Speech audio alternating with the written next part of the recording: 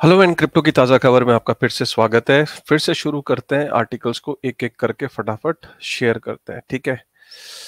तो सबसे पहले इससे शुरू करते हैं। आप ये देख रहे हैं इसमें इस पर्टिकुलर जो ट्वीट है, इसके अंदर ये बताया कि 1950 से 2010 तक मतलब 60 साल तक जो था वो जो फ़िल्म कैमराज़ होते थे ना, जो नॉर्मल जो कैमरा होते थे जैसे आपने कैनन का camera, Fuji film, Sony, Nikon, Panasonic ये कंपनीज़ होती थी जो फ़िल्म कैमराज़ बनाते थे।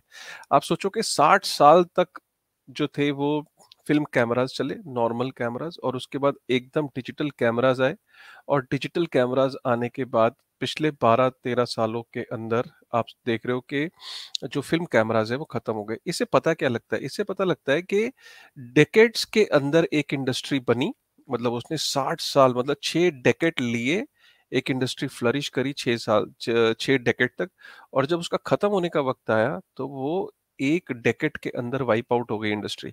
इसका मतलब क्या है कि जो इन्फॉर्मेशन टेक्नोलॉजी और ये जो टेक्नोलॉजी एरा होता है, इसके अंदर आपको कंटिन्यूअसली आपको अपग्रेड करना पड़ता है, अपडेट करना पड़ता है और आपको जो नई टेक्नोलॉजीज़ हैं, उनको आप इग्नोर अपनी रिस्क पे कर सकते हो। आपका मन कर रहा है नहीं हमें इग्नोर करना है, ठीक है आप इग्नोर करें। लेकिन ऐसा नहीं कि आपकी इग्नोरेंस से वो इंडस्ट्री रुक रही है। क्योंकि देखा ये गया है कि इंडस्ट्रीज़ जब वाइप आउट होती हैं तो 50-50 साल पुरानी जो इंडस्ट्रीज़ हैं वो वाइप आउट हो जाती हैं 5-10 सालों के अंदर और हमने ये स्मार्टफ़ोन्स के डिजिटल जो स्मार्टफ़ोन्स हैं उन्होंने जिस तरीके से कैमरा को फ़िल्म कैमरा और डिजिटल डिजिटल कैमराज़ के आने के बाद फ़िल्म कैमराज़ को कैसे वाइप आउट किया। तो ये अच्छा-सा एक ट्वीट था तो मुझे लगा आप तक शेयर करना चाहिए। दूसरा क खबर जो आज की सबसे बड़ी खबर ये है कि आरबीआई का एक लेटेस्ट सर्कुलर आया है, ठीक है? ये सर्कुलर है, ये 31 अक्टूबर को उनकी वेबसाइट पे है, इसका लिंक यहाँ पे है।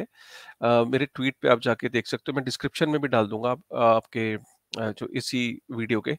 उसमें आरबीआई का सर्कुलर ये कह रहा है कि जितनी भी ऐसी एंटिटीज़ हैं जो ऑनलाइन पेमेंट के अंदर इन्वॉल्व हैं, जो ऑनलाइन पेमेंट जो क्रॉस बॉर्डर पेमेंट में इन्वॉल्व्ड है। मतलब ऐसी जितनी भी एंटिटीज़ जो क्रॉस बॉर्डर पेमेंट के अंदर इन्वॉल्व हैं, खासकर जो ऑनलाइन जो मोड है, तो उनको सबको जो है RBI will treat them as a payment aggregator cross border. एक तो पेमेंट एग्रीगेटर होता है जैसे आपका डोमेस्टिक पे आपका हो गया, राइट? जैसे कि आपका पेटीएम वगैरह हो गए, ठीक है? पेटीएम हो गया, फ़ोन पे हो गया। एक पेमेंट एग्रीगेटर्स या कोई भी ऐसी एंटिटी जिसके अंदर बैंक्स या कोई भी ऐसी एंटिटी जो क्रॉस बॉर्डर पेमेंट सेटलमेंट कर रही है, वो आरबीआई के से अब उसको लाइसेंस लेना पड़ेगा और आरबीआई को उसको रिपोर्ट करना पड़ेगा। तो ये इम्पोर्टेंट है बहुत ज़्यादा इस पर्सपेक्टिव से क्योंकि इस चीज़ का इम्पैक्ट क्रिप्टो पे भी हो सकता है क्योंकि क्रिप्टो को स्पेसिफिकली लिखा नहीं है लेकिन हम सब जानते हैं कि क्रिप्टो जो है वो बॉर्डरलेस होता है, क्रॉस बॉर्डर बहुत सारा क्रिप्टो मूव करता है।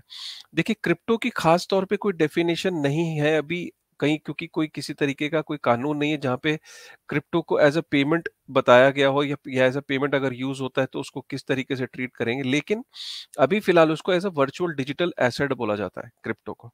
लेकिन क्रिप्टो की एक कैरेक्टरिस्टिक्स ये होती है कि वो बॉर्डरलेस होती है और वो एक जगह से दूसरी जगह आप ट्रांसफर कर सकते हैं। तो देखने वाली बात ये होगी कि क्या क्रिप्टो एक्सचेंजेस को क्रिप्टो के जो कस्टोडियल और नॉन कस्टोडियल वॉलेट्स हैं या जो डीफाई के अंदर जो इतना अलग अलग प्रोटोकॉल्स पे क्रिप्टो मूव करता है क्रॉस बॉर्डर, तो क्या ये भी इसके अंदर कवर होंगे? अगर ये इसके अंदर कवर होंगे तो किस तरीके से कवर होंगे? कैसे इनको डिफाइन करेंगे? क्या इन लाइसेंस अगर गवर्नमेंट इशू करने को बोलती है ऐसे क्रॉस बॉर्डर जो क्रिप्टो को ट्रांसफर करते हैं जैसे कि एक्सचेंजेस हैं या वॉलेट्स हैं, तो उनको किस तरीके का लाइसेंस इशू होगा या लाइसेंस मिलेगा या नहीं मिलेगा? क्रिप्टो के ऊपर किस तरीके से इसका इम्पैक्ट होगा, ये देखने वाली बात होगी। लेकिन क्योंकि जब बात क्रॉस बॉर्डर की है, तो मेरा ये मानना है कि इसका क्रिप्टो के ऊपर 100% इसका कहीं न कहीं इम्पैक्ट पड़ेगा। अब आप ये कह सकते हो कि नहीं सर हमें नहीं लगता कि इसका इम्पैक्ट इतना बढ़ेगा क्योंकि क्रिप्टो तो एज़ अ पेमेंट अभी डिफाइन ही नहीं हुआ है, अभी कोई रेगुलेशन नहीं है। देखिए, ये वही वाली बात हो गई कि आप ये नहीं कह सकते कि जब तक 30% टैक्स नहीं आया था, इनकम टैक्स क्रिप्टो पे, तो क्या उससे पहले इनकम टैक्स नहीं देना था आपको? उससे पहले भी लोग इनकम टैक्स जमा कर रहे थे, जो नहीं जमा कर रहे थे वो ऑब्वियसली रिस्क में हैं। क्योंकि उससे पहले भी अगर आपको किसी भी चीज़ पे आपको इनकम हुई है, किसी भी एसेट के खरीद फरोख्त पे, तो आपको टैक्स वैसे भी जमा करना था। लेकिन जब अनाउंसमेंट हो गई तो उसके बाद क्लैरिटी आ गई। बट दैट डजंट मीन कि पहले नहीं करना था। तो सिमिलरली क्रॉस बॉर्डर पेमेंट में कोई एसेट अगर मूव कर रही है, तो वो डेफिनिटली उसको जाके एक बार ही रेगुलेटर से चेक करना पड़ेगा। They can not just say कि नहीं, नहीं हमारे ऊपर ये लागू नहीं होता। बिकॉज़ ऐसे तो कोई भी बंदा अपने पैसे को कन्वर्ट करेगा एसेट के अंदर और क्रॉस बॉर्डर भेज देगा। आप समझ रहे हैं? मतलब उसने अपने पैसे का फॉर्म चेंज किया और फॉर्म चेंज करने के बाद उसने वहाँ पे क्रॉस बॉर्डर उसने पैसे को भेज दिया। तो जब कोई कोई मॉड्यूल, कोई मोड अगर फैसिलिटेट कर रहा है, तो उसको डेफिनिटली वो उस चीज़ के अंदर फॉल इन करता है। इस चीज़ को डिटेल में समझाना इसलिए ज़रूरी है क्योंकि यहाँ पे आइडिया पैनिक क्रिएट करने का नहीं है। यहाँ पे आइडिया ये है क्योंकि ये रिटेल को वैसे भी डायरेक्टली इम्पैक्ट नहीं करता। ये इम्पैक्ट करता है जो बी टू बी कंपनीज़ हैं, बी टू बी प्रोटोकॉल्स हैं, क्रिप्टो एक्सचेंजेस हैं, वॉलेट्स हैं, डीफाई है, नॉन कस्टोडियल और कस्टोडियल वॉलेट है, उन पे ये डेफिनिटली इम्पैक्ट करता है। ठीक है? तो ये एक वो था और इसको मैं डिस्क्रिप्शन में इसका जो सर्कुलर है उसको मैं डाल दूँगा। यहाँ पे इन्वेस्ट जैसे आपने देखा था कि डीटीसीसी की जो वेबसाइट थी, उसपे पहले ब्लैक रॉक का एक टिकर आ गया था। अब सिमिलरली इन्वेस्को गैलेक्सी का भी वहाँ पे टिकर आ गया है डीटीसीसी की जो वेबसाइट है, जिसकी वजह से इतना पुश मिला था। आप यहाँ देख सकते हो इन्वेस्को गैलेक्सी बिटकॉइन ईटीएफ का भी टिकर आ गया है। ये आप देख सकते हो यहाँ पे बीटीसीओ। इनका यह कहना है, डीटीसीसी वेबसाइट के जो स्पोक्स पर्सन उनका ये कहना है कि ये एक नॉर्मल तरीका है और वो पहले से ही उनको ये टिकर वो डालते हैं। ये कोई ऐसा नहीं कि उन्होंने आज तक किया है। ये पहले भी उनका ये एक नॉर्मल काम करने का तरीका है, जहाँ पे वो कहते हैं कि in preparation for the launch of new ETF to the market, कहते हैं कि अगर आ गया तो एकदम चीज़ें नहीं डलती, इसलिए अगर वो आ गया तो उससे पहले ही हमें प्रिपेयर करना पड़ता है, इसलिए हमने टिकर पहले भी डाला था और हमने गैलेक्सी का भी डाल दिया और लोगों का भी डालेंगे। सो ये यहाँ पे कहीं न कहीं क्लैरिटी आ गई है कि डीटीसीसी की जो पहले ये देखा जा रहा था कि शायद ये मैनिपुलेशन है, किसी ने डलवा दिया तभी मार्केट पंप कर गई, लेकिन ये इनका नॉर्मल मोडस ऑपरेंडी है। नॉर्मली ये किसी ईटीएफ के होने से पहले उसको टिकर डाल देते हैं, ये बिल्कुल नॉर्मल काम करने का तरीका है। उसके बाद एसईसी के जो गैरी कैंसलर है, उनका उन्होंने एक ट्वीट किया जिसमें वो कहते हैं, एक एक किसी ओकेजन पे जो उन्होंने ये बात बोली, हैलोवीन की पार्टी के अंदर कहीं उन्होंने ये बात कोट करी कि अगर सतोशी नाकामोतो मोतो हैलोवीन की पार्टी में चला जाता तो क्या आप बता पाते कि सतोशी नाकामोतो है, राइट? तो उन्होंने जो कल एक्चुअली में bitcoin white paper happy bitcoin white paper day था, क्योंकि कल 31 अक्टूबर के दिन ही 2008 में बिटकॉइन का व्हाइट पेपर रिलीज हुआ था।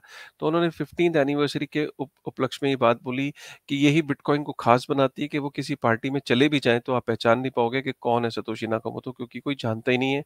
इसीलिए बाकी क्रिप्टो कंपनीज को जो है वो इन्वेस्टर्स को they are tricking the investors और उन्हें कंप्लायंस और सिक्योरिटी लॉज जो है उनके तहत अपने आप को कंप्लाई करना चाहिए। तो यहाँ पे कहीं ना कहीं थोड़ा सा उन्होंने एक चुटकी ली, जैसे कहते हैं ना मजाक करते हैं, तो कहीं ना कहीं गैरी गैंसलर ने ये बात बोली।